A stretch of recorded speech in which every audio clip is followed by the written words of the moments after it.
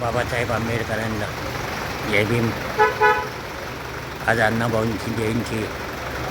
शिवाजी महाराजांना मानाचा मुद्रा करून वंदन करून शाहू महाराजांना वंदन करून माझ्या चॅनेलला लाईक करा, कमेंट करा, शेअर करा. बाबासाहेबांना जय भीम.